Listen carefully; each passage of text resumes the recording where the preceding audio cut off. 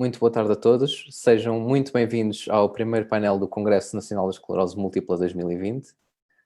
Gostaria, antes de mais, de agradecer ao Alexandre a introdução que fez ao Congresso, que realmente 2020 foi um ano cheio de desafios dos quais ninguém estava à espera com esta pandemia de Covid-19.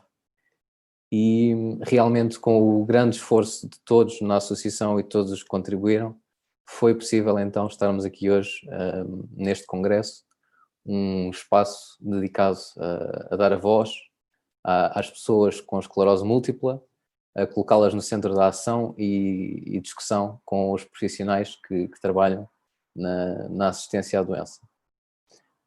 Antes de passar ao tema deste painel, aproveito para recordar que durante o congresso, tal como o engenheiro Alexandre Silva mencionou, poderá acompanhar outras sessões paralelas, onde conta também com mais de 40 oradores e outros espaços para demonstrações.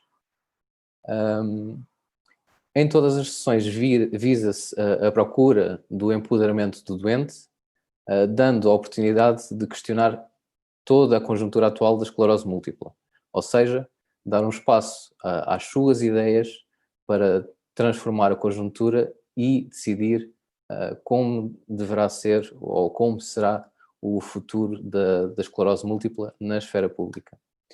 Ou seja, o que nós procuramos hoje neste congresso, amanhã e futuramente, será mover a montanha com os passos de hoje, ou seja, tal como indica o mote do congresso.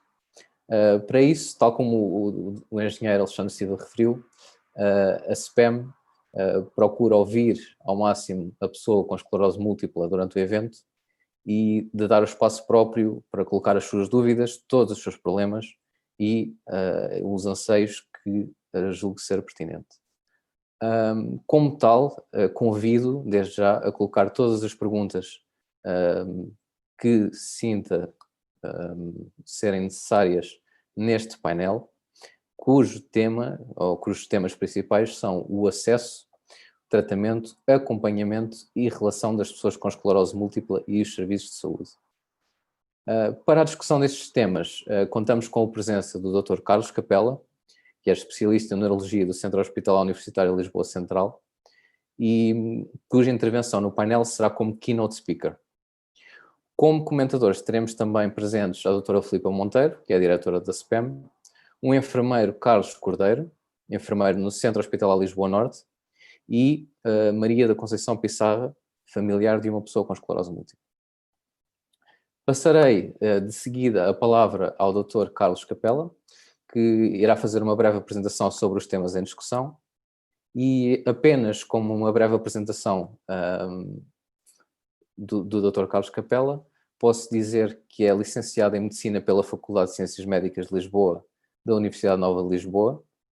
Adquiriu o grau de especialista em 2015 após frequentar o internato complementar em Neurologia no Hospital de Santo António dos Capuchos do Centro Hospitalar Universitário de Lisboa Central, onde se diferenciou na área da esclerose múltipla.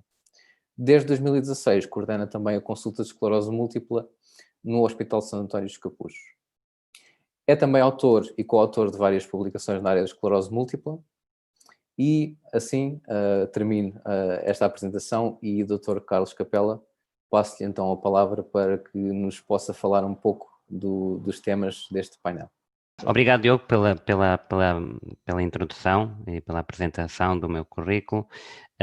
Quero agradecer à SPEM pelo convite que me endereçou e saúdo todos os que estão lá em casa e espero que este painel seja proveitoso para ideias futuras, como melhorar estes temas que vamos em seguida falar. Eu vou compartilhar aqui o meu computador, a minha apresentação.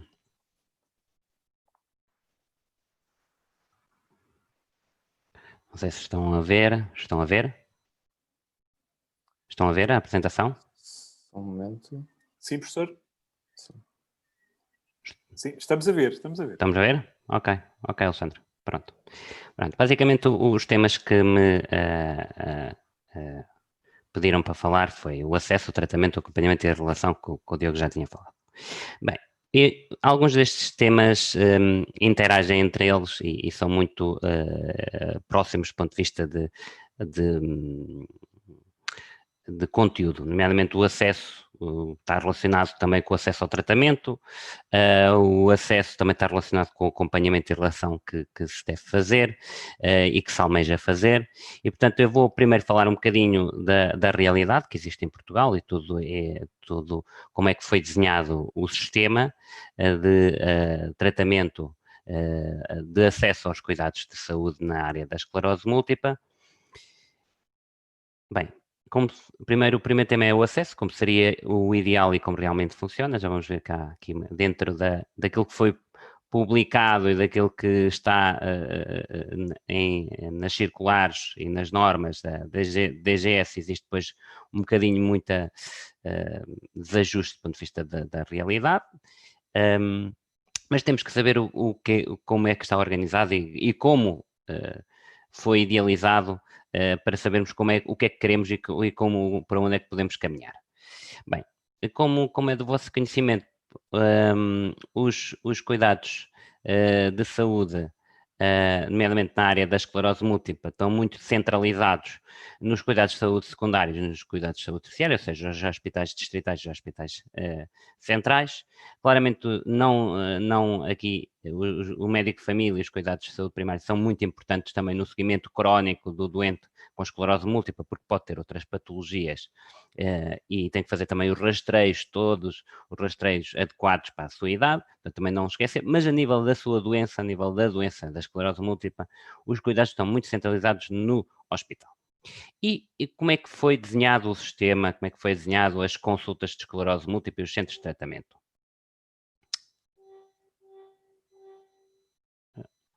Ok.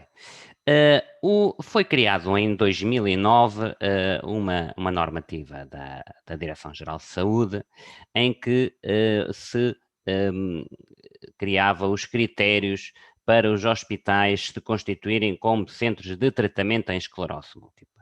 Os hospitais que não tinham essas condições iriam ter consultas de esclerose múltipla de neurologia, portanto não seriam centros de tratamento. Bem, quais eram os critérios nessa altura, em 2009, algo que precisava hoje de haver alguma revisão? Para centro de tratamento, consideram-se como requisitos fundamentais ao seu funcionamento a existência de um serviço ou unidade de neurologia. Pronto, ok. Faz sentido. A existência do hospital de dia. Aqui o hospital de dia pode ser polivalente, pode ser univalente. Pronto, aqui é um hospital de dia. A existência de consulta de esclerose múltipla organizada com registro informático de doentes. Também não seria muito complexo. A existência de capacidade ao protocolo de acesso ao diagnóstico, ou seja, acesso à ressonância, com pelo menos 1,5 Tesla de campo magnético. E a existência da população de doentes, com mínimo 50 doentes ano. E a capacidade de observar os doentes urgentes, ou seja, quando o doente está descompensado, tem um surto, por exemplo, e a existência de pelo menos um neurologista e um enfermeiro com o mínimo do seu tempo semanal especificamente dedicado ao centro de tratamento. Pronto. E são as competências, então, também, para além da neurologia, ter a enfermagem, a medicina física e reabilitação, cuja que não é uma realidade em muitos hospitais, porque apesar de apenas a medicina física e reabilitação é na parte aguda do internamento, ou que leva ao diagnóstico, ou uma intercorrência, ou seja, um surto em que leva ao internamento, é que nós temos acesso, a grande maioria dos hospitais tem acesso à medicina física e reabilitação. Sendo que a medicina física e reabilitação dos hospitais trata sobretudo de doentes agudos e não doentes crónicos. E depois tem que se articular com as restantes valências, a urologia, a psiquiatria, a psicologia, o serviço social, entre outras. E também temos aqui a questão das ajudas técnicas e tem que dar apoio, os centros de tratamento têm que dar apoio às consultas de neurologia de esclerose múltipla. Portanto, ou seja, os hospitais que não têm, hospital de dia que não tem estes critérios, não têm neurologistas mais dedicados à esclerose múltipla, que não têm acesso à ressonância e não têm hospital de dia, constituem-se, e não têm menos de 50 doentes por ano, constituem-se como consultas de esclerose múltipla e não centros de tratamento. Portanto, é a função do centro de tratamento dar apoio às consultas de esclerose múltipla. E então, o que eu estava a dizer, as consultas de esclerose múltipla são então consultas de neurologia que estão organizados e funcionam em hospitais periféricos, mas que não reúnem então as condições para centro de tratamento da esclerose múltipla. Ora, mais tarde saiu em 2011 quais eram os hospitais do país que cumpriam com estes critérios, depois de candidatura, depois de todo o processo de avaliação. Foi definido então que os centros que são centros de tratamento de esclerose múltipla são os que observam nesta tabela, aqui onde estão uma grande maioria de hospitais, nomeadamente os hospitais centrais, alguns hospitais também de centros hospitalares, portanto temos aqui vários hospitais representados como centro de tratamento, e depois temos os restantes que não cumprem com os critérios para centro de tratamento, que se constituem então como consulta de neurologia de esclerose múltipla, que são os que estão ali também expressos neste slide. Bem, outro tema, que é o tema dentro do acesso, é o acesso à terapêutica. Depois já podemos falar um bocadinho o futuro que antevejo da questão dos centros de tratamento, o que é que eu vejo, será no terceiro tema, porque também nesse tema temos a parte da relação e observamos a parte da evolução, aquilo que nós queremos que evolua. Em relação ao acesso à terapêutica. Ora, é do conhecimento de todos que a evolução da terapêutica de esclerose múltipla tem evoluído muito nos 10 últimos anos e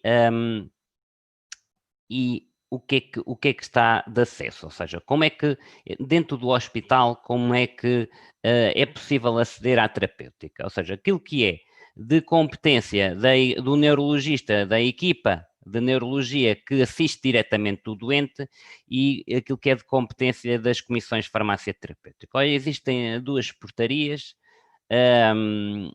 publicadas em 2016 e 2018, mas que na verdade na grande maioria dos hospitais não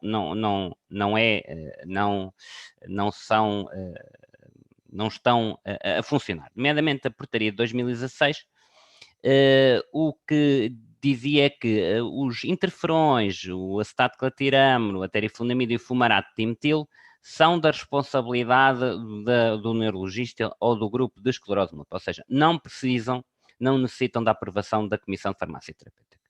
As terapêuticas de segunda linha, nessa altura, em 2016, que eram o natalizumab e o fingolimod, estes sim necessitavam de aprovação pela Comissão de Farmácia Terapêutica.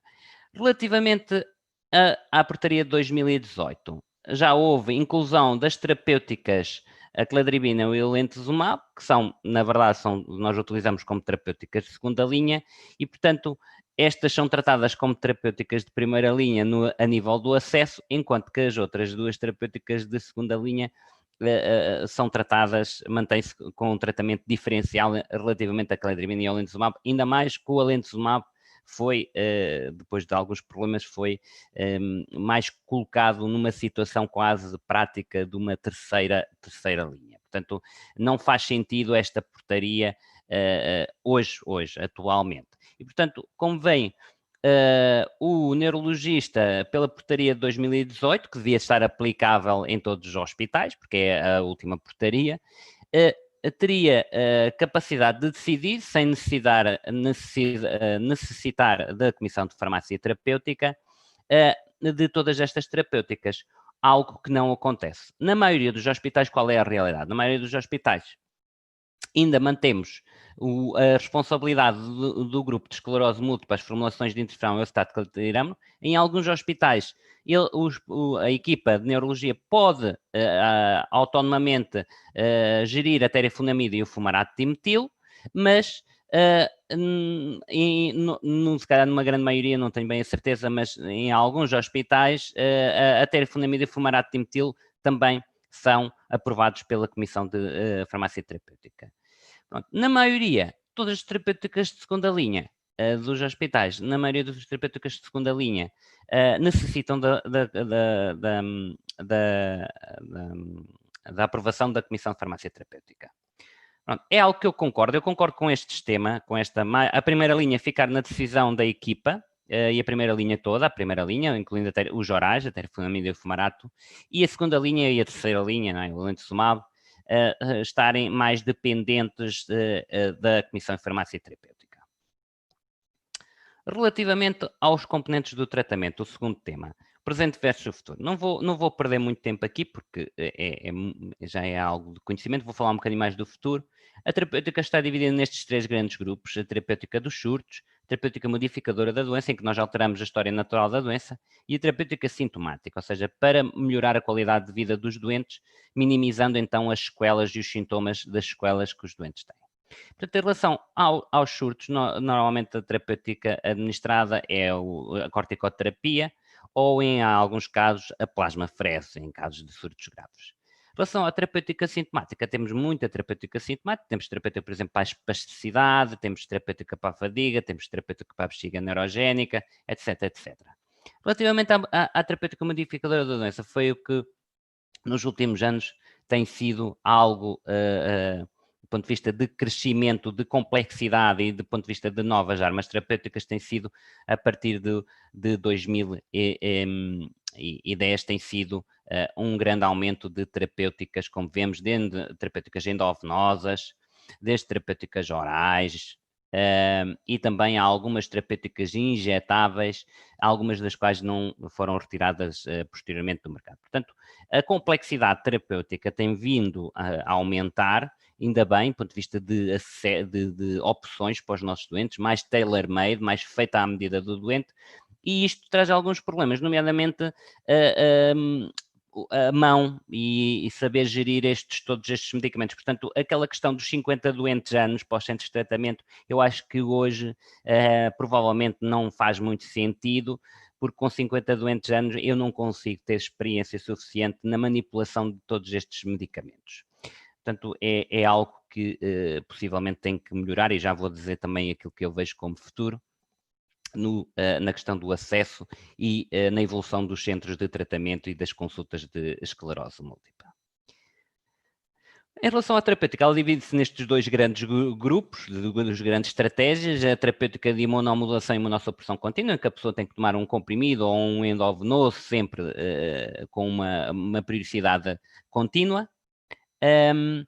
E a terapêutica de reconstituição imunológica, o que se pensa é que faz um tratamento curto, de um curso curto, e o que faz é remodela o sistema imune e torna a doença menos grave, e até podendo então até desaparecer quase por completamente. É tipo um reset ao sistema imune. E, portanto, nesta terapêutica de reconstituição imunológica temos a lentisumab e a cladribina, e na imunomodulação e imunossupressão contínua temos todos as outras terapêuticas que existem e estão aprovadas para a esclerose múltipla. A nível de estratégia normal que nós fazemos na nossa prática clínica é: começamos se a doença for ligeira a moderada, nós começamos com uma primeira linha, com uma terapêutica menos eficaz, e se for necessário, ou seja, se a doença, haver atividade da doença sobre essa terapêutica menos eficaz, é que nós subimos de linha terapêutica. Isto é o normal da nossa prática clínica. Possivelmente não vai ser o futuro, porque existem dados que demonstram que, se nós começarmos do ponto de vista de terapêutica mais agressiva, mais eficaz, o prognóstico a longo prazo é melhor, e já vamos ver aquilo que eu quero dizer. Se o doente, quando inicia uma terapêutica, tem efeitos secundários à terapêutica, por exemplo, imagina, inicia com um interferão ou inicia com um oral e tem efeitos secundários a esse oral, nós podemos mudar de terapêutica dentro da primeira linha, ou seja, ciclar dentro da primeira linha. Pronto. E isto aqui pode acontecer também, ou seja, o doente não ter efeitos secundários ao medicamento, e nós temos que substituir por outro medicamento da mesma linha devido aos efeitos secundários. Em relação à terapêutica de reconstituição imunológica, é aquilo que eu vos tinha dito. Basicamente, nós fazemos um reset ao sistema imune, destruímos o sistema imune, depois o sistema imune recupera, e o que está por trás é que na reconstituição existem menos células autorreativas para o próprio corpo.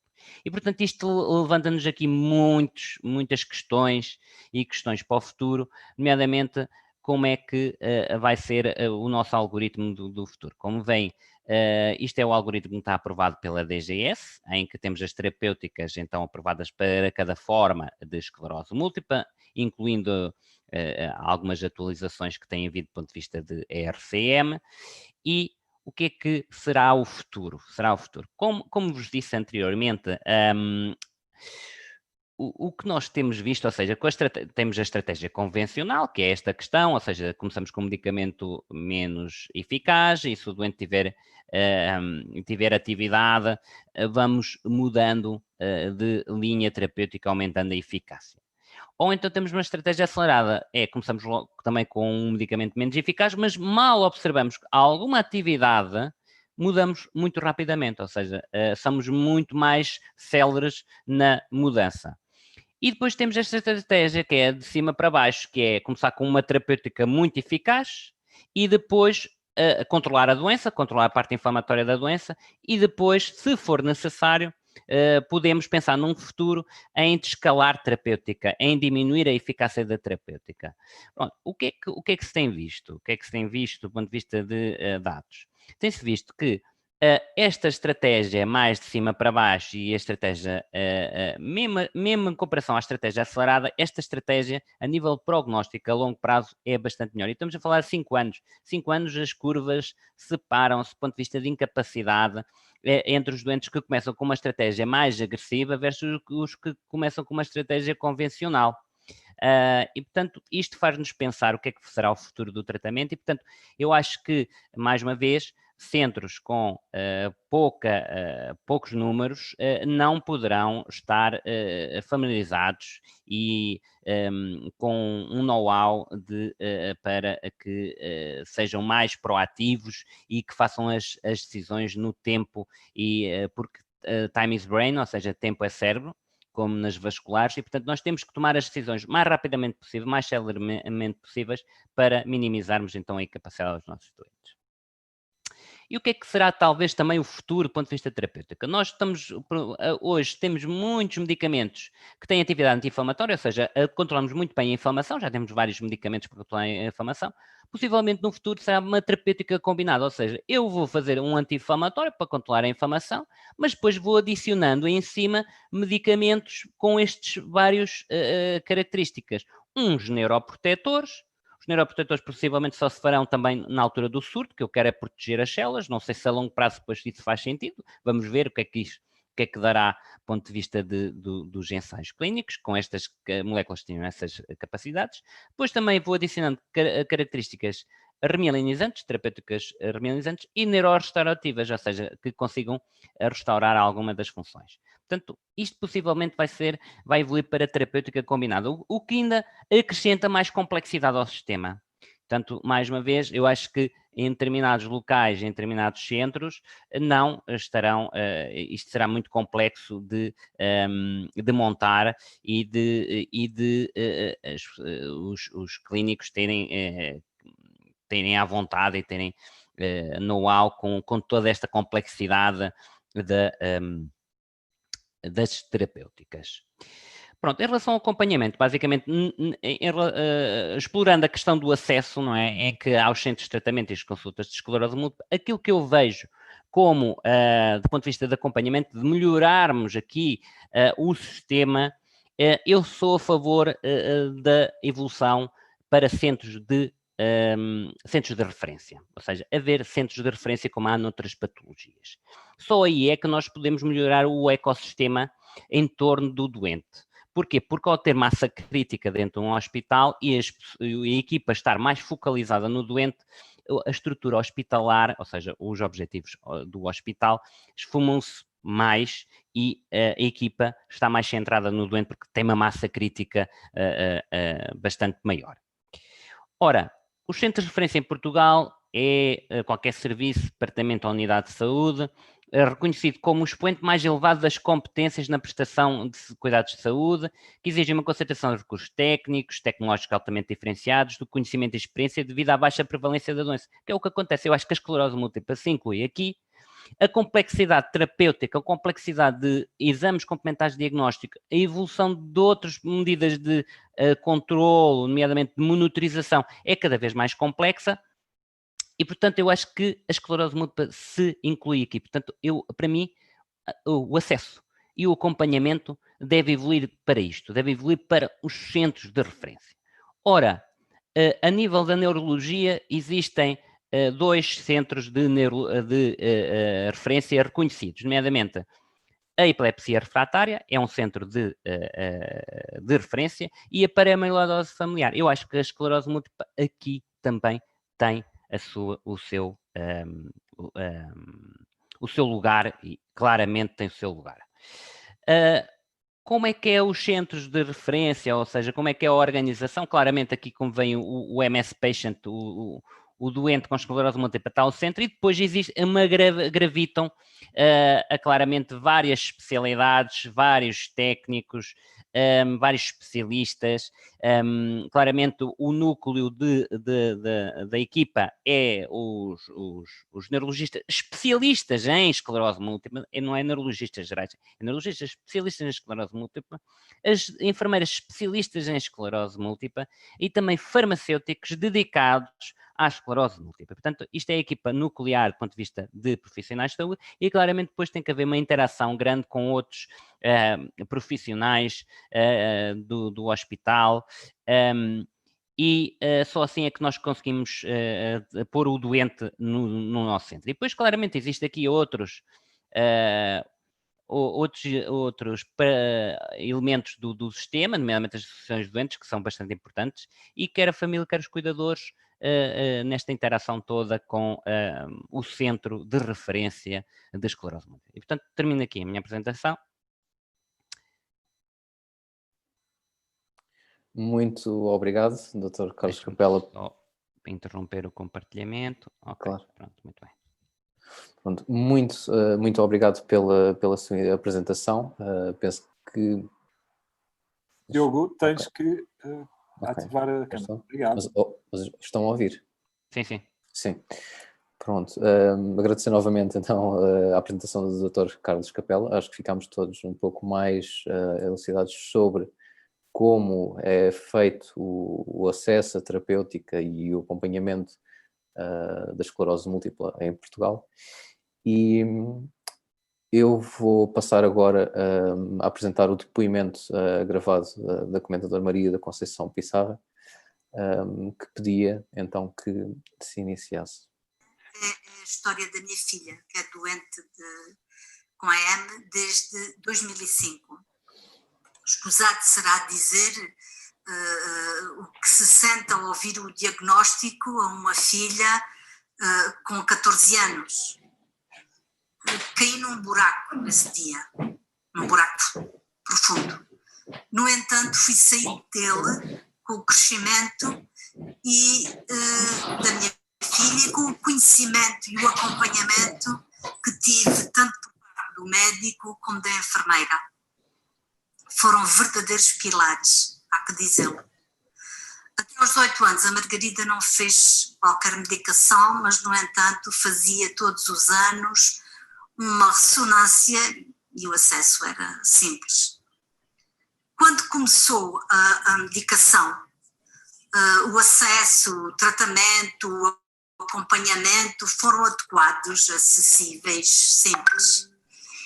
A Margarida e a família foram crescendo na relação com a AM e aprendemos que temos que a domesticar, levá-la pela trela, como um médico nosso amigo nos diz sempre. Nós comandamos, embora ela não nos largue e não gostemos nada, absolutamente nada dela. Com o passar dos anos, e já lá vão 15 anos, e com o agravamento das crises económicas e outras, sinto e penso que a dificuldade em aceder a ressonâncias, por exemplo, e outros exames foi-se agravando. As repercussões das crises económicas têm, como sabemos, influência na vida dos doentes que se movimentam muito nos hospitais e necessitam de consultas várias e de exames. É inevitável dizer também que viver no interior do país dificulta ainda mais o acesso e até consultas, pois a neurologia em Évora não tem sido muito concorrida por parte de médicos. Estas são questões que nos ultrapassam. pois são questões, ultrapassam-nos a todos, pois são questões que têm a ver com o funcionamento das instituições. Mas se me perguntam o ideal, pois eu acredito que não podemos deixar de acreditar que tudo pode melhorar, mesmo que saibamos que é difícil. É bom querer sempre melhorar. Por isso o ideal para mim seria ter equipas que trabalhassem em rede, abarcando as múltiplas vertentes físicas e psicológicas desta doença. Acredito muito na importância do trabalho conjunto, onde também o doente e o cuidador participem ativamente dentro das suas possibilidades, claro. Cada interveniente nesta rede tem as suas funções próprias. É bom também saber isso. Cada um tem o seu papel, cada um tem a sua função. Mas saber que temos um objetivo comum é animador e ajuda até a mover montanhas. O ideal é sermos mesmo suporte uns dos outros. O ideal é que se lute para que todos os doentes tenham uma vida digna e com a possibilidade de a construírem como todas as pessoas que não tenham AM. Ter um emprego, construir uma família, são apenas exemplos.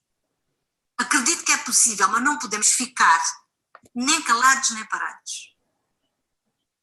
Pensar sim, refletir sim, mas agir também. Esta é a história que tento aos poucos escrever com a corajosa que é a minha filha. Ela é para mim um exemplo e dá-me força. Obrigada. Muito, muito obrigado também ao comentário então de Maria da Conceição Pissarra, por nos contar um pouco também da sua história e da sua filha, porque é de facto uma realidade que todas as pessoas que vivem com a esclerose múltipla acabam por atravessar, e é sempre bom haver a partilha entre pessoas que vivem a mesma realidade. Vou passar também agora a palavra ao enfermeiro Carlos Cordeiro. Apenas uma breve apresentação do enfermeiro Carlos, que é enfermeiro há 35 anos, e 20 dos quais foram dedicados à neurologia e mais especificamente na área da esclerose múltipla. Fez também a licenciatura em enfermagem e pós-graduação em esclerose múltipla. Foi coautor de livros também na área da esclerose múltipla e participou em vários congressos. Passo então a palavra ao Sr. enfermeiro Carlos Cordeiro. Muito boa tarde a todos. Desde já quero agradecer ao engenheiro Alexandre o convite que me foi feito para estar aqui neste painel. Ora, foi-me pedido para fazer um comentário sobre tudo o que foi dito. A boa apresentação do professor Carlos Capela não deixa dúvidas nenhuma. Muita coisa tem que mudar. Eu tinha aqui pensado para falar que os centros de referência que o professor Capela falou poderiam ser e deveriam ser muito ao estilo daquilo que são os centros de referência noutros países, como, por exemplo, o de Barcelona, Valdebron, onde num edifício único se cuidam de doentes só de esclerose múltipla e onde existem várias valências nesse próprio edifício. Ou seja, o doente precisa de uma consulta de neuropsicologia, tem nesse edifício uma consulta de neuropsicologia. Se o doente necessitar de fisioterapia, tem nesse mesmo edifício fisioterapia, tem consulta de fisiatra, tem hospital de dia, tem consulta de enfermagem, tem investigação. Portanto, um só edifício funciona exclusivamente para a esclerose múltipla. Aí seria muito mais fácil o acesso do doente com esclerose múltipla, quer a consultas, quer a tratamentos. Em Santa Maria, da parte que me toca da enfermagem, eu acho que nós temos um trabalho o melhor possível e o acesso, todos aqueles que o conhecem, não é difícil. É difícil pela dimensão do número de doentes que nós temos. Os centros de referência com 50 doentes, nós temos 800. E, portanto, isso torna toda a prática muito mais complicada do que deveria de ser. Por outro lado, não tratamos só de doentes com esclerose múltipla. Temos outras valências, como a epilepsia, a doença do sono, etc., e doenças do AVC e outras doenças que nos ocupam também muito tempo. O próprio Hospital de Dia não está direcionado só a doentes com esclerose múltipla. Está virado também para doentes com outras patologias neurológicas. Eu penso que era aqui que deveria se começar também um pouco a melhorar. Era haver somente os tais centros de referência, como eu disse há bocado, só para esclerose múltipla, hospitais de dia, só para esclerose múltipla, doentes, enfermeiros de esclerose múltipla a cuidar do doente. O doente tem que ser, e sempre nós falamos nisto nas nossas conferências, nos nossos congressos, o centro. Tudo o resto gira à volta do doente e do cuidador. Não haja dúvidas nenhumas que não podemos fazer mais do que aquilo que temos e podemos, humanamente. Vocês têm que compreender que um número elevado de doentes, como este, 800, não se pode trabalhar tão bem como um hospital que tenha 20 ou 30 doentes com esclerose múltipla. Isso aí sim pode-se tratar de uma outra maneira e cuidar de uma outra maneira. Depois, não temos acessos fáceis a um psicólogo, não temos um acesso fácil a um urologista, não temos acesso fácil a, sei lá, outras, oftalmologista. Por acaso tenho acesso fácil e todos que vão a Santa Maria sabem que sim, ao assistente social, por exemplo. Mas outros apoios não temos e, portanto, os tais centros de referência que eu falei já poderiam ter tudo isto. O professor Carlos Capela conhece perfeitamente bem o Centro Valdebron e sabe do que é que eu estou a falar. Os tratamentos que nós praticamos em Santa Maria são precisamente aqueles que o professor Carlos Capela fala e, portanto, e as limitações, muitas vezes, a rapidez com que é iniciada uma terapêutica, em alguns casos, vai depender da Comissão de Farmácia e da sua autorização ou não. E, portanto, este é um problema longitudinal a todos os hospitais, não é um problema de Santa Maria ou deste ou daquele. Se calhar temos que começar a pensar melhor em nos uniformizarmos todos e conversarmos todos para que tudo se faça da mesma maneira em todo o lado. O acompanhamento do doente, atualmente em termos de pandemia, está a ser feito, como vocês sabem, a maior parte das vezes por telechamada, mas eu penso que também passa aí pelo futuro, não é? É pela telechamada ou videoconferência.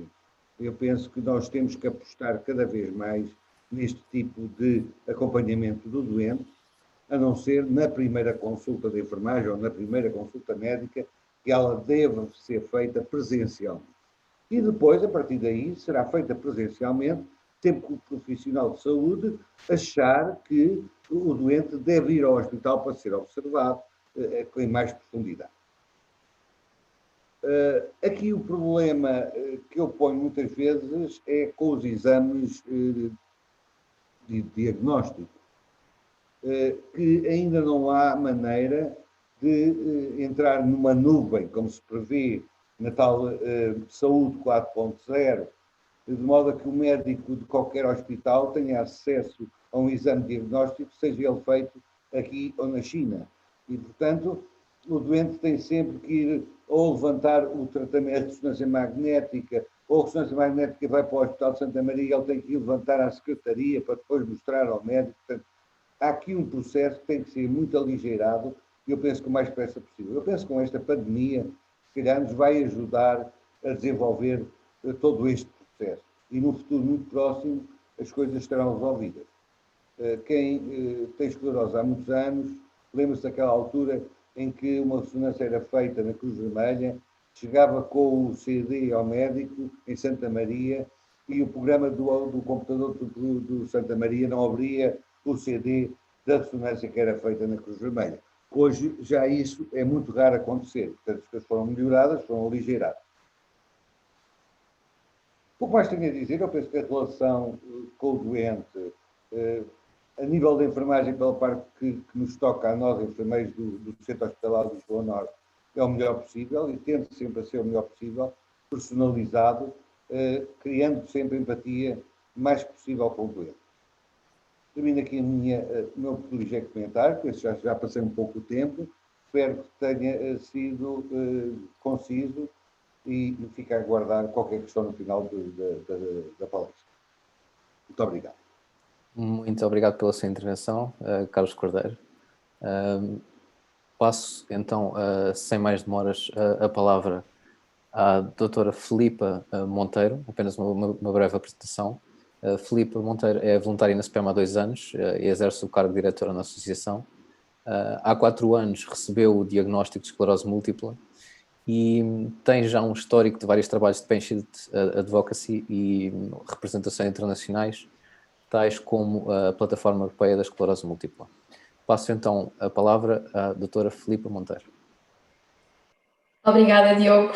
Eu espero que me estejam a ouvir bem. Obrigada. Primeiro que tudo, boa tarde a todos. É um prazer estar aqui convosco esta tarde neste painel com tantas apresentações e com tanta informação muito, muito importante. No seguimento da apresentação do Dr. Carlos Capella, que eu gostei imenso, e principalmente esta parte dos centros de referência de esclerose múltipla, parte do comentário que eu tinha preparado para falar um bocadinho hoje tinha a ver com a informação e o quão importante é a nova era digital e os registros de dados. Aliás, com a pandemia do Covid-19, todos nós virámos para o digital. Temos, como disse o enfermeiro Carlos Cordeiro, as consultas por videoconferência, e é cada vez mais importante as pessoas estarem capacitadas e habilitadas para utilizar estas ferramentas, que é algo que estamos a trabalhar e que acho que o trabalho irá ser feito no futuro, esperemos. O que eu também trazia aqui era que, e deixo a minha questão, o quanto não será importante existir e continuar um trabalho sobre o registro nacional de esclerose múltipla.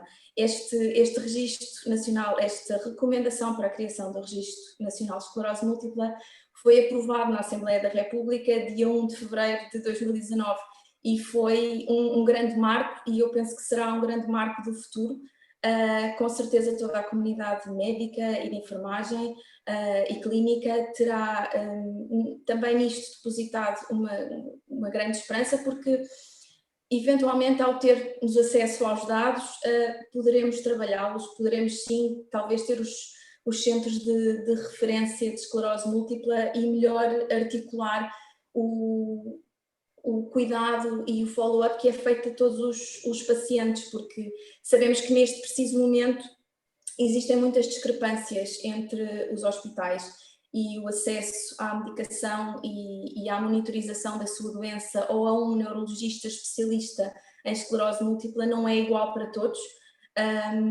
Vemos muitas diferenças também no acesso à medicação, exames de diagnóstico ou de ressonâncias magnéticas.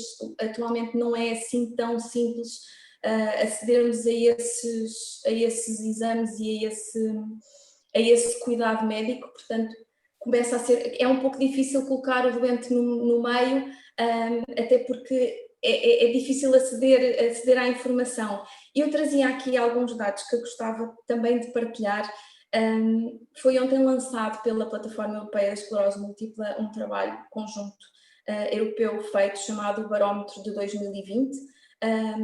Em Portugal foi a SPEM que esteve a fazer a recolha destes dados nacionais da esclerose múltipla e consultou toda a comunidade médica, clínica e todos os stakeholders envolvidos no processo para tentar reunir o máximo de informação possível, sendo que em Portugal não existe este tal registro nacional de esclerose múltipla e não sabemos efetivamente quantas pessoas temos, quem está a fazer que medicação, e os próprios médicos com certeza têm alguma dificuldade em consultar dados ou em saber o historial dos seus pacientes ou o seu paciente ser acompanhado num tal centro de referência e mudando assim do seu hospital distrital ou regional para um cuidado especializado em esclerose múltipla. Alguns dos resultados que este barómetro de 2020 nos dá é que se estima que em Portugal existam cerca de 8.300, peço desculpa, pessoas com esclerose múltipla. O gasto em saúde nos últimos anos em Portugal tem decrescido. Isto, se calhar, acaba por representar o tal dificuldade em aceder a exames de monitorização e, se calhar, maiores restrições nos acessos às terapêuticas ou aos cuidados multidisciplinares, porque, para além da esclerose múltipla, existe todo um rol de cuidados que os pacientes necessitam e acompanhamento, que provavelmente será muito mais bem articulado se houver um registro e este acesso a estes dados. Em relação a... existem poucos apoios também para estas pessoas, para terapias alternativas, apoios psicológicos ou psiquiátricos e acessos à reabilitação cognitiva. São coisas que se verificam que há maior dificuldade do acesso e que há cada vez mais a necessidade de empoderar o paciente e de capacitar o paciente, e isso é uma coisa que se vê agora com as consultas virtuais. É importante capacitar o paciente e a comunidade médica ajudar também o paciente às vezes a saber utilizar estas ferramentas, porque pode não estar tão experienciado na utilização da tecnologia. E uma das minhas questões era para o Dr. Carlos Capela também, se acha que estes centros de referência de EM beneficiavam e se seria crucial termos estes registros de dados nacionais, se seria algo que pudesse melhor fazer fluir o trabalho, não só da parte dos médicos, como também da parte de nós pacientes, podermos mais facilmente agilizarmos o nosso processo convosco e com o tratamento no hospital de dia e com o nosso acesso a ferramentas de monitorização e controle da nossa doença. Fazermos tal como apresentou o gráfico no final da sua apresentação, o doente no meio e tudo à volta, mas sendo que o doente precisa também muitas vezes do apoio da sua família e dos seus cuidadores, da comunidade médica, para ele próprio se empoderar e capacitar para utilizar todas estas ferramentas e estar no centro da sua tomada de decisão consciente e com o apoio de todos os stakeholders que existem para o apoiar. Termina assim o meu comentário e estou disponível se for necessário alguma questão. Obrigada. Muito obrigado, Filipa Monteiro, pelo seu comentário. Então, eu acho que, começando aqui pela sua pergunta, seria a melhor forma de abrirmos o painel de discussão com os intervenientes deste painel. Dr. Carlos Capela, fazendo o seguimento desta pergunta, o que nos pode dizer então sobre o papel do registro de dados da esclerose múltipla nos centros de referência e que potenciais benefícios ou dificuldades, na sua opinião, pode trazer à articulação das pessoas com a esclerose múltipla e os serviços de saúde? Filipe, boa questão, claro. Eu sou a favor do registro, porque assim nós temos que monitorizar os outcomes. Pronto, quanto mais medirmos aquilo que fazemos, melhor podemos depois também melhorar, ou seja, isso ser um input para melhorarmos também o sistema. E claro, os registros são fundamentais. Aliás, o MS Base tem sido uma fonte importante para nós também modelarmos algumas atitudes terapêuticas e atitudes até não terapêuticas que tínhamos. E, aliás, tem saído várias publicações do MS Base que nos fazem mudar alguns procedimentos internos que nós tínhamos. Portanto, tudo isso é bom, tudo o que dê para medir, tudo o que dê para mudar, para melhorar o sistema. Se nós medirmos, conseguimos mais facilmente perceber o que é que está mal no sistema e melhorar. Portanto, acho que sim, o Registro Nacional tem que avançar, à semelhança de outras doenças e de outras áreas da medicina, como a reumatologia, e portanto acho que é fundamental.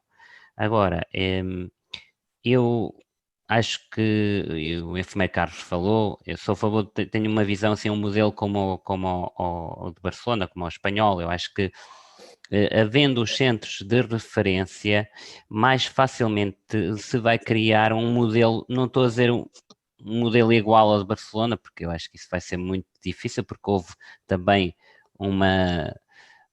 o timing em que foi criado, do ponto de vista de regras, do ponto de vista regras que existiam na altura, permitiu esse crescimento e esse centro. Mas eu acho que podemos nos aproximar. E para mim os centros de referência são uma aproximação a isso, porque isso depois facilita tudo, facilita o acesso, facilita a parte da multidisciplinariedade. Os doentes, por exemplo, há uma questão que está legislada, que é os doentes não pagarem as consultas da uroneurologia, da neurooftalmologia, mas aquilo que está é que favorece esses centros de referência, que deviam ser todos no mesmo dia, ou seja, o doente ia naquele dia ao hospital ia fazer o tratamento, ou ia à consulta de neurologia, e ia também à consulta de neurooftalmologia, à consulta de uroneurologia, e portanto aí não pagaria de acordo com a legislação portuguesa. Portanto, os doentes pagam a taxa moderadora nessas consultas, porque é quase impossível os doentes no próprio dia terem as consultas das outras especialidades dos quais necessitam. Portanto, é muito difícil. Claro, com um centro dedicado em grande parte à esclerose múltipla, isso tudo seria muito mais fácil de agilizar. Portanto, poderia. Depois, há uma normalização da terapêutica. Porquê? Porque o acesso à terapêutica e a inércia terapêutica vai-se perder muito. Porquê? Porque nos centros maiores a experiência com determinadas terapêuticas mais eficazes vai-se ganhando, e também vamos mais, vai-se aproximando mais do que é o standard of care, e mesmo a evolução desse standard of care, essas teorias são incorporadas muito mais cedo do que provavelmente num hospital distrital. Claro, não, é impossível isso. E portanto, do ponto de vista terapêutico, acho que... E além disso, a complexidade, é assim, se isto evoluir desta forma, do ponto de vista de complexidade, é impossível uma consulta com 50 doentes estar familiarizada com a complexidade do tratamento. Não estamos a falar só do tratamento modificador da doença em si, dos anti-inflamatórios, estamos a falar depois dos remilinizantes, dos neuroprotetores, ou seja, a complexidade do ponto de vista terapêutico é bastante grande, e eu acho que não se consegue ter sem ganhar massa crítica, sem ganhar número. Acho que o centro de referência é uma evolução natural,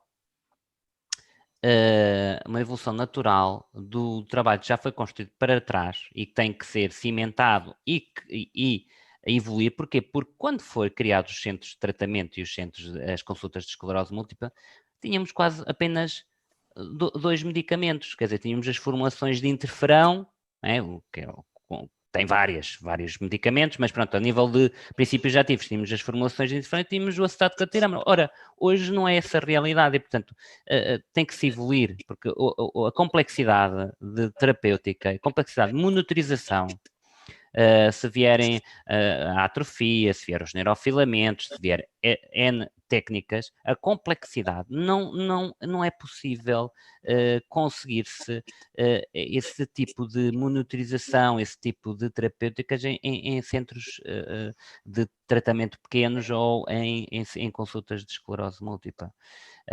Claro que isto cria ao concentrar, pode criar uma maior equidade de acesso. Claramente a pessoa que vive mais longe pode ter mais alguma dificuldade, mas é assim, para isto houve esta evolução também tecnológica. Eu não falei da evolução tecnológica porque é uma imposição, ou seja, não é algo que nós quiséssemos que, não é, que é algo que o próprio contexto impôs, e acho que é uma evolução natural também, mas pronto, eu não falei muito da parte digital porque acho que vai ser uma realidade bastante visível. Eu acho que não pode ser tudo digital, acho que tem que ser um componente misto, híbrido, nas doenças crónicas, mas sou muito a favor da digitalização da saúde e dos registros, e dos centros. Eu acho que tem que se evoluir para centros de referência, como em algumas patologias, porque só assim é que estamos a normalizar o acesso, estamos a normalizar a equidade de tratamento, e ainda mais, até se poderia, do ponto de vista, não é a nossa área não é o nosso objetivo. Eu, como médico, o meu objetivo não é a parte económica, mas a nível de economia, não é? De saúde, podem-se ter grandes ganhos, porque, por exemplo, ao poder evoluir para compras centralizadas, estou a dar o exemplo da terapêutica, é uma coisa fácil de objetivar, para compras centralizadas pelos centros de referência, isso, a nível de impacto e de capacidade negocial para com as empresas farmacêuticas, seria muito melhor. Portanto, porquê? Porque eu no meu hospital, não sei se vocês têm noção, num hospital grande, ou num hospital grande como Santa Maria, como São João, etc., como o Chuca, o preço que o hospital paga por terapêutica é inferior ao preço do hospital distrital. Porquê? Porque não há uma compra centralizada, cada hospital compra, e, portanto, se eu compro em maior número, eu tenho um preço mais baixo. Estou a falar só da terapêutica, é uma coisa simples de medir, direta, uma coisa assim. Imagine isto em todos os componentes da doença. Portanto, eu sou a favor de os registros e da centralização e da evolução para os centros de referência. Muito obrigado pelo seu esclarecimento, Dr. Carlos Capela. Se calhar aproveitava também esta oportunidade de estarmos aqui a falar num contexto também da pandemia de Covid-19, e durante este painel ouvimos falar como é que se procede, como é que se processam os vários passos desde o acesso ao tratamento e à reabilitação, mas se calhar também era um pouco importante ouvirmos falar de ambas as partes, ou seja, serviços de saúde e pessoas com esclerose múltipla. Como é que está a ser feito este processo no atual contexto de Covid-19? Ou seja, que problemas são mais manifestados, que soluções é que são encontradas, que dificuldades é que sentem, o que é que pode ser ultrapassado e que deve ser ultrapassado durante a pandemia, e pensando também nos ganhos que poderá trazer para o futuro. Eu se calhar colocaria esta pergunta já à doutora Filipa Monteiro, talvez nos possa dar um pouco da experiência que também tem na SPEM, o contacto que tem com outras pessoas com esclerose múltipla, e o que é que costumam manifestar nesse sentido. Então, é assim, em relação eu acho que a teleconsulta, tal como o Dr. Carlos Capela disse, é bom por um lado, mas por outro lado a parte humana e presencial é também necessária. Portanto, o ideal será continuarmos com um sistema misto, porque o que tem sido feito é nos diagnósticos recentes, mesmo durante a pandemia, a pessoa continua a ter as consultas presenciais.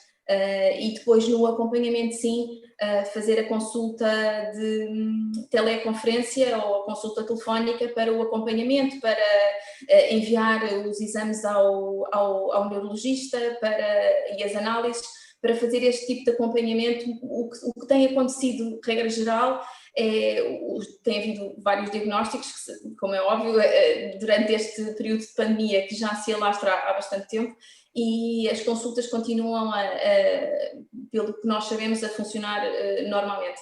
Da minha experiência pessoal, posso partilhar também que o acesso ao hospital, às terapêuticas, ao hospital de dia, ou até mesmo a questões de surtos e acesso à terapêutica, o processo tem sido bastante célere.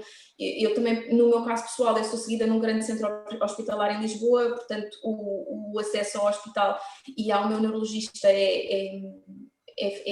tem sido fácil. Sei que provavelmente pessoas que são seguidas em hospitais regionais têm mais alguma dificuldade no acesso às monitorizações, como às ressonâncias magnéticas e afins, mas os sistemas, pelo conhecimento que eu tenho, estão a fluir. As pessoas continuam a ter o seu acompanhamento, continuam a ter o seu acesso à terapêutica. Aliás, muitas coisas boas e muitas lições eu acho que nós podemos aprender desta pandemia, porque há coisas muito boas que foram conseguidas muito rapidamente com a pandemia, que uma das quais que eu posso partilhar no acesso à terapêutica que é feita em ambulatório é o acesso às farmácias. Anteriormente, para irmos à dispensa hospitalar buscar a nossa terapêutica, tínhamos de ir todos os meses ao hospital buscar a nossa medicação, e de 6 em 6 meses ir ao Serviço de Neurologia buscar as prescrições, e atualmente as prescrições podem ser feitas em teleconsulta e o acesso à terapêutica. A maior parte dos hospitais está a fazer o envio da terapêutica dos seus pacientes para o seu domicílio ou para a farmácia mais perto da sua zona de residência, o que tem sido um grande benefício para todas as pessoas com esclerose múltipla, porque evitam as deslocações às farmácias hospitalares, evitam colocar-se, às vezes, em algumas situações de risco e de acumular de pessoas nos serviços, e mais facilmente recebem a sua terapêutica em casa, porque muitas pessoas também não tinham tanta facilidade de se deslocar aos hospitais. Portanto, isto foi um dos outcomes muito positivos desta pandemia, uma destas coisas boas que vieram e que os serviços e os hospitais se reorganizaram, que eu acho que é um win-win para todos, para nós pacientes podermos receber a nossa terapêutica muito mais agilmente na nossa farmácia do bairro ou na nossa casa, e para os hospitais que evitam de ter os serviços assoberbados de pacientes. O mesmo acontece nas consultas. Agora é tudo que é presencial, é tudo marcado, só se entra para o serviço meia hora antes da consulta. Portanto, eu penso que o próprio Dr. Carlos Capela e o enfermeiro Carlos Cordeiro, com certeza, darão uma visão também sobre como funcionam os serviços nos hospitais onde trabalham, mas penso que a própria consulta de neurologia está a fluir muito melhor, porque o serviço não está tão assoberbado de pacientes e as pessoas não precisam de estar todas ali no mesmo espaço ao mesmo tempo, o que acaba por ser bom para todas as partes envolvidas no processo. Temos aqui uma leitura que parece bastante positiva, dado também o contexto da pandemia. Parece que há coisas boas. Temos de ver as coisas boas. Exato. Serviu como uma alavanca para agilizar este processo de digitalização, de gerir, digamos assim, os recursos de maneira também a proteger as pessoas com esclerose múltipla e outros doentes, como é claro. Se calhar perguntava também ao enfermeiro Carlos Cordeiro se tem mais alguma coisa a acrescentar, qual é que é a experiência do vosso lado nestas áreas, e, ou seja, que dificuldades sentem, o que é que acha que melhorou no serviço. Passo-lhe a palavra. Bem, melhorou, não melhorou nada, a meu ver. Se calhar organizou-se melhor de outra maneira, não é? As consultas feitas não presencialmente facilitaram muito com a não ida do doente ao hospital e o acumular de pessoas nas salas de espera. Foi isso que sempre se tentou fazer neste período de Covid. No pico da primeira vaga, raramente não tínhamos doentes nas salas de espera, meia dúzia de doentes. Depois, só autorizávamos a entrada dos doentes dentro das instalações um quarto de hora antes da hora da consulta. E também nós temos a noção que os doentes estão um pouco mal informados. Não é pelo facto de uma hora e meia mais cedo, não ser atendido mais cedo. Portanto, os doentes têm que se capacitar, que estão marcados para as 10 horas. Devem estar no hospital a um quarto para as 10 ou às 20 para as 10, não vale a pena chegar mais cedo. E, portanto, isto dá lugar a que o doente entre, seja observado, saia e saia melhorar. A nível de hospital de dia não melhorou nada. Depois mantivemos a funcionar tal e qual como estavam. As terapêuticas continuaram a ser feitas da mesma forma, só que as entradas em hospital de dia eram regras diferentes, era vista a temperatura do doente, só entravam um de cada vez, tinham que ter os espaços de 1,5 m, 2 metros entre cada cadeirão, e, portanto, eram as regras de lavar as mãos antes, levar as mãos à saída e não comer durante o tratamento. Portanto, as coisas tiveram regras diferentes, mas não piorou nada, não houve um agravamento do tratamento, do acesso, do acompanhamento do doente. Penso que foi tudo feito.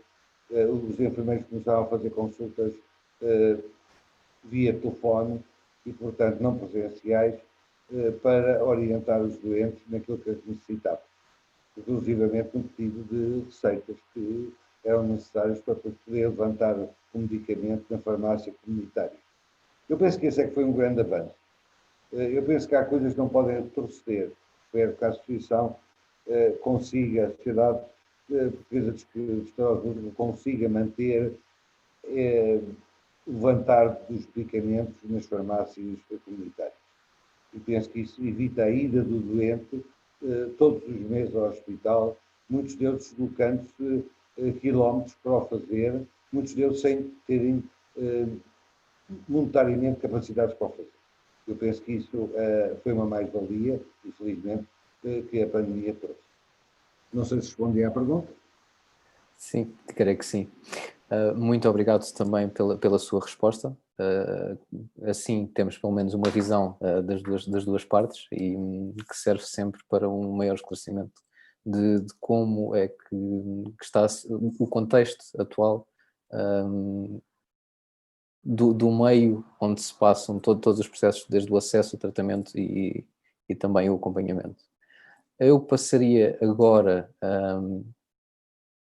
o painel de discussão de forma que todos os presentes possam colocar as suas dúvidas. Já recebemos algumas e pelo que eu vou passar a apresentar.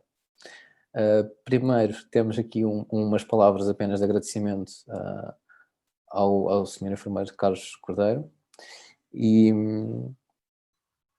depois recebemos também os parabéns pelo congresso à SPEM e uma pergunta dirigida ao Sr. Enfermeiro Carlos Cordeiro.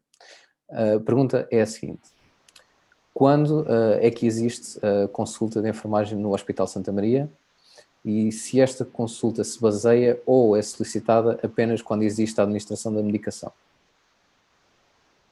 Vamos lá, a consulta de enfermagem de esclerose múltipla já está instituída no Hospital Santa Maria.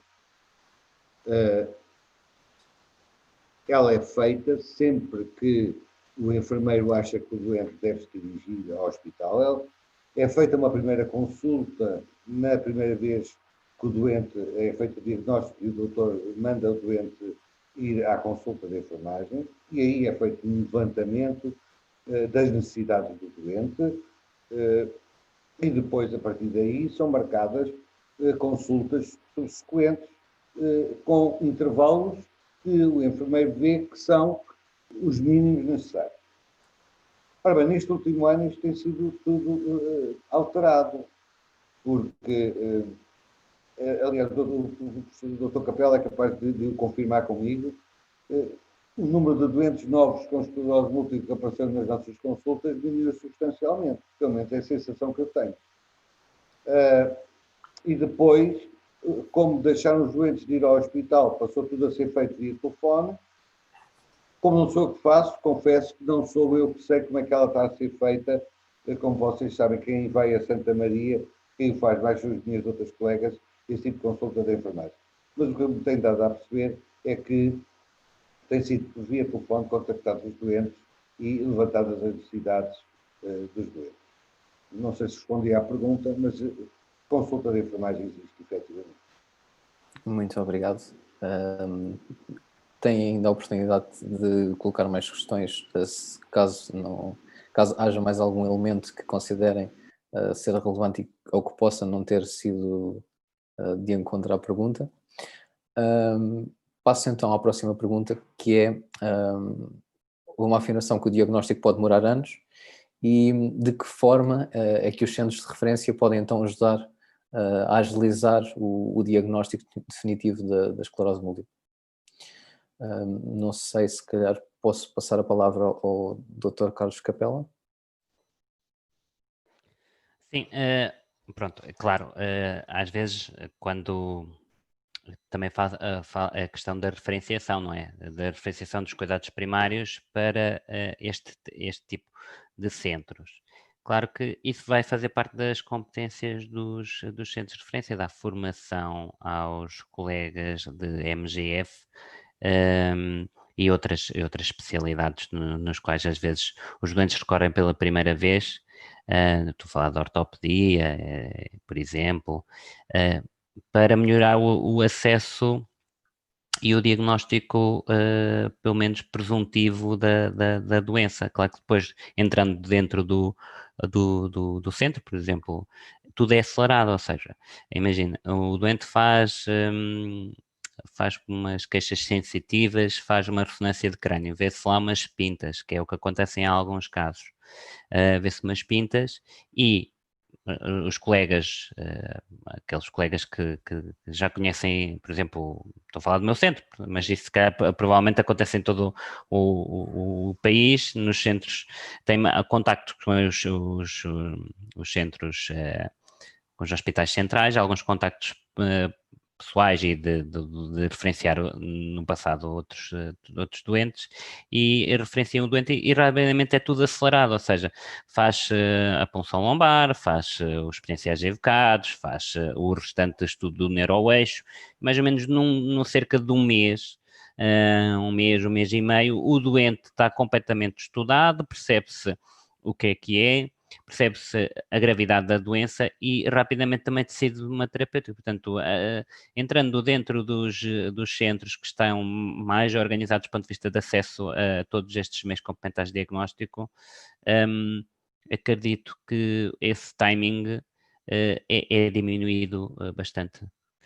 O que se passa é que há uma coisa que nós não conseguimos diminuir ou não tão a curto prazo, que é a referenciação do colega de Medicina Geral e Familiar para o centro de referência. Mas claramente isso pode ser uma das competências dos centros de referência, que é dar formação e constituir linhas diretas de contacto e de esclarecimento para com os centros as unidades locais de saúde e os centros centros de saúde que aquele centro de referência abarca na sua área de responsabilidade. Portanto, e com as novas tecnologias tudo isso faz-se também muito mais fácil, não é? Manda-se uma imagem, manda-se uma dúvida, manda-se uma questão e constitui-se, e se houver dúvidas, facilmente o centro tem capacidade célere de receber o doente e de fazer o estudo dessa dúvida. Eu acho que vai melhorar o diagnóstico, vai acelerar o diagnóstico e vai acelerar também o tratamento. Certo. É a minha opinião. Certo. Em relação àqueles temas que foram ditos anteriormente, em relação à digitalização, eu acho que em certa parte concordo com o enfermeiro Carlos, ou seja, isto não mudou, ou seja, nós não fomos reforçados com pessoas, não houve um reforço, aliás, até fomos não reforçados, ou seja, houve desvio de profissionais para a resposta ao Covid. O que se melhorou foi mesmo acho que a maneira de trabalhar a organização, e acho que isso concordo com a Filipa, que houve aqui vários processos que diminuíram e melhoraram a nossa produtividade, porque às vezes quando, eu estou a dar o exemplo, quando nós estamos a fazer consulta, somos incomodados N vezes interromper a consulta. Com esta questão mais organizada do ponto de vista de timings, de entradas, melhorou bastante a nossa produtividade. Outra questão que acho positivo, manter no futuro também num modelo híbrido, a questão da dispensa da medicação. Eu não sou a favor de uma dispensa total na farmácia comunitária, porque há aspectos muito positivos da dispensa hospitalar, nomeadamente por parte das consultas de farmácia hospitalar, que possivelmente vão ser uma realidade. Portanto, há aqui aspectos positivos em que não sou a favor de um sistema híbrido, ou seja, em que haja uma intermédio entre a dispensa total na farmácia comunitária, acho que tem que ser um bocadinho híbrido também com dispensa em farmácia hospitalar e com as consultas de farmácia hospitalar se tornarem uma realidade. Portanto, há aqui aspectos positivos dos farmacêuticos hospitalares que não são substituídos pelos farmacêuticos das farmácias comunitárias. Portanto, há aqui, não sou nesse extremo, acho que 100% em dispensa na farmácia comunitária não sou a favor.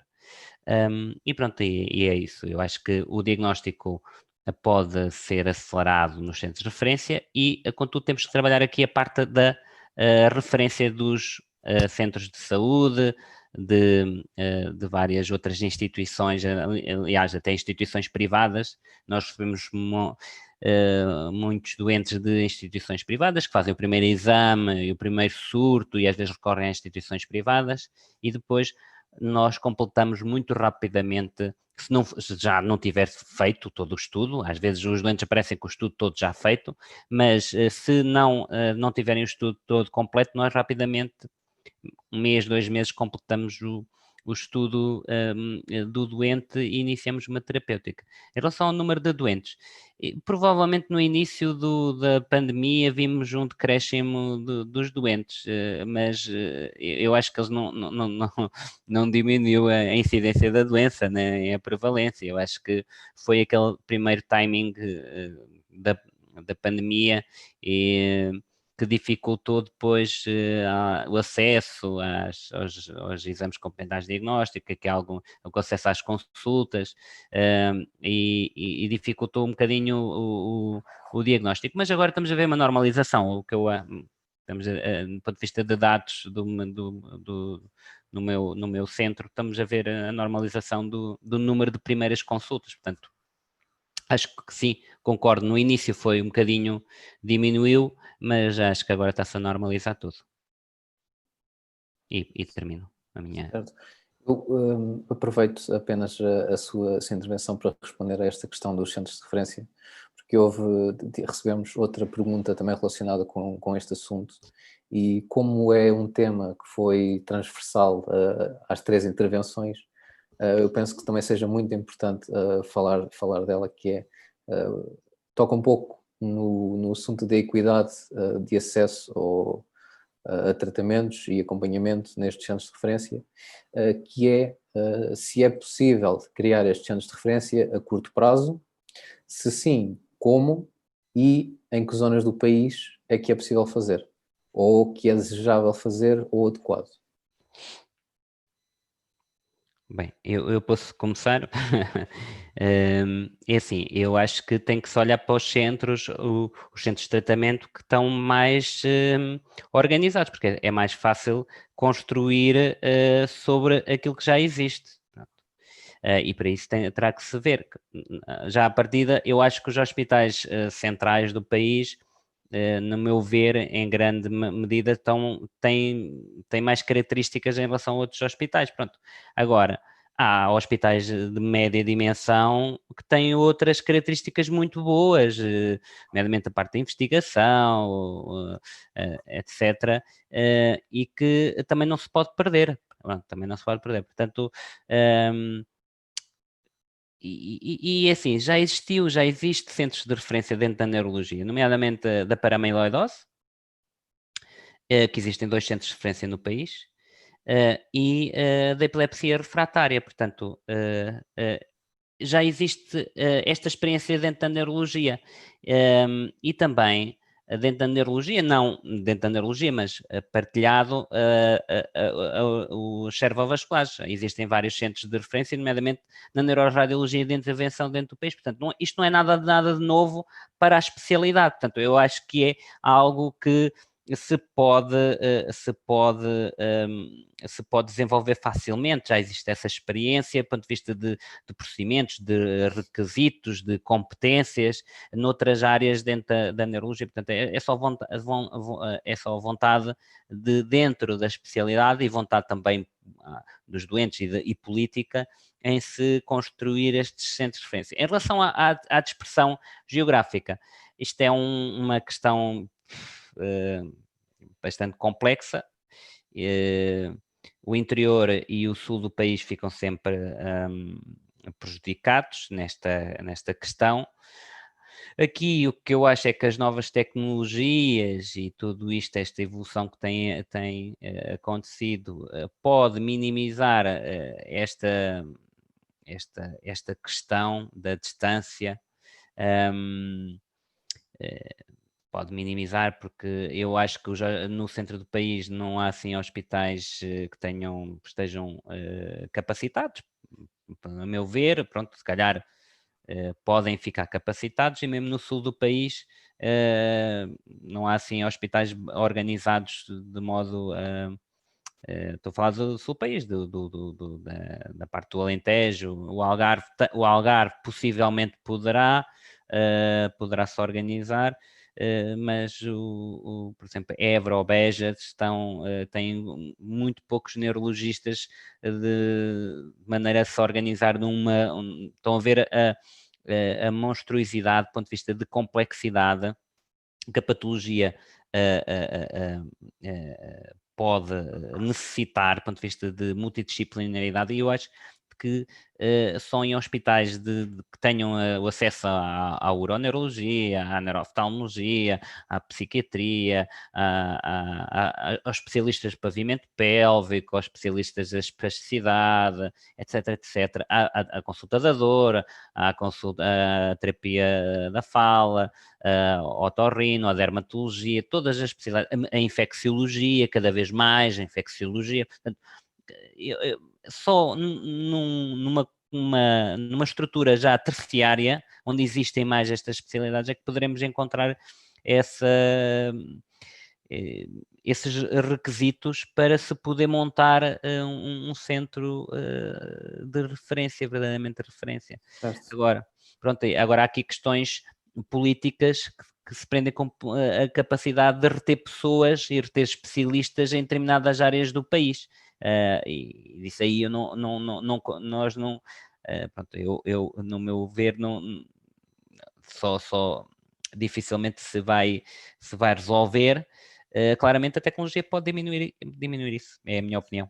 Ou seja, temos aqui um trabalho de casa ainda para fazer, essencialmente. Sim, mas já muita coisa está construída, ou seja, em vários serviços do país, em vários centros do país, já destas características existem embriões. Agora, claro, falta afinar, ou seja, falta as pessoas sentirem-se incluídas dentro de um centro. Por exemplo, a uroneurologia ou outras especialidades trabalham connosco, não é? Trabalham diretamente connosco, mas não sentem-se parte deste grupo, não é? Ou seja, são apenas, fornecem. Se estivessem num edifício ou numa unidade toda contínua, em que era tipo uma linha de montagem, sentiriam-se mais juntos, a questão da unidade e de centrar em torno do doente. Ou seja, era mais fácil. E, portanto, Estou a dar o exemplo da uroneurologia, como a da neuroftalmologia, todas as outras especialidades, e já existe isto em muitos hospitais do país. Portanto, é só cimentar o embrião e cimentar as ligações que existem com as outras especialidades. Haver uma maior articulação também nos serviços. Porque é assim, estando legislado, estando criado, que tem determinados critérios, determinadas competências, determinados recursos humanos, é mais fácil depois também dentro dos próprios serviços os responsáveis das consultas, os responsáveis dos serviços requererem recursos humanos à própria direção do hospital para que se constituam e se possam candidatar para este tipo de centros. Portanto, acho que e que no final vai melhorar certamente os cuidados ao doente com esclerose múltipla. Eu acho que... Exato. Ou seja, temos aqui um plano, passos a dar no aumento da qualidade dos serviços aos doentes, sem dúvida. Muito por parte de articular os serviços que já existem nos vários serviços de saúde que estão em vários pontos do país, também para melhorar em termos da equidade do acesso e garantir essa equidade. Nós já estamos no... Foi o que aconteceu durante a pandemia, ou seja, o que é que nós melhoramos foi procedimentos, porque a base já lá estava. O que se melhorou foi alguns procedimentos, que é o que acontece com os centros de referência. É assim, os centros de referência já têm, alguns hospitais já têm estas características quase todas. Falta é alguma individualização, falta é criar procedimentos, falta que as pessoas se sintam juntas dentro de uma equipa e solidária em torno da questão, que é o doente com esclerose múltipla. Portanto, eu acho que não é assim tão difícil de criar os centros de referência. A meu ver, eu acho que há vários hospitais no país que já têm características de centro de referência. E dentro da neurologia já existe essa experiência em algumas patologias, portanto não acho que também seja nada de extraordinário. Mas deixo a palavra aos outros agradeço mais este seu. Nós não temos mais nenhum comentário por parte da audiência que possa expor. Uma vez esclarecidas todas estas questões, eu passaria então, se calhar, a recordar que estão também a decorrer sessões paralelas no Congresso durante o dia de hoje e amanhã. E deixo também os convites a todos que estiverem interessados em mover esta montanha a acompanhar os restantes painéis. Agradeço muito a todos os intervenientes que puderam dar o seu contributo e pontos de vista sobre estes assuntos muito relevantes para todas as pessoas que vivem com a esclerose múltipla e, sem dúvida, será um aspecto muito positivo a trabalhar para conseguirmos fazer mais um empurrãozinho nesta montanha. Muito obrigado a todos os que também estão a acompanhar este painel e o resto do Congresso. E até uma próxima. Foi um prazer estar convosco.